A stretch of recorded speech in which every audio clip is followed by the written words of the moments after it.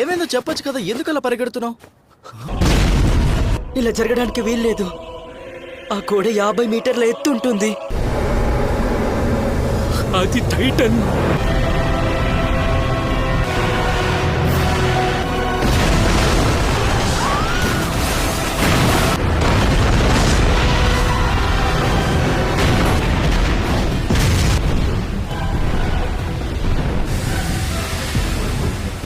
చాలా భయంకరంగా ఉన్నాడు.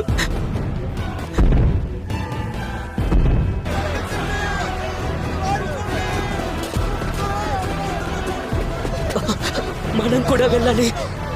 హేరెన్ వద్దు. ఎలాగైనా సరే ఆపి తీరాలి, లేదంటే ఇక్కడ ఎవరు బతకలేరు.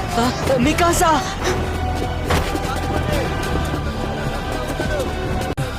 ఎలాగైనా ఇక్కడి నుంచి తప్పించుకుంటే అంత బానే ఉంటుంది. అమ్మా, నువ్వు మికాసాన్ తీసుకొని ఇక్కడి నుండి వెళ్ళిపో.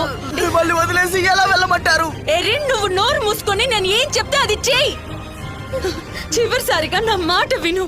మికాసా వాడికి అర్థం అయ్యేలా చెప్పు. నువ్వు పిల్లల్ని ఇక్కడి నుండి తీసుకెళ్లి కాపాడు. వదలండి నన్ను. ఏం చేస్తున్నారు మీరు?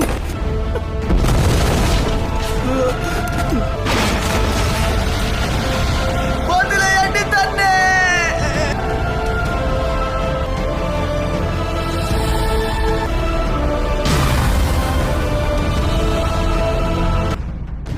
ఆ భయంకరమైన దృశ్యాన్ని చూసి మేము గ్రహించింది ఏంటంటే, మా ఇల్లే మాకు ఆశ్రయం ఇస్తుందని, మానవత్వం మా గుండెల్లో ఆశను నింపుతుందని.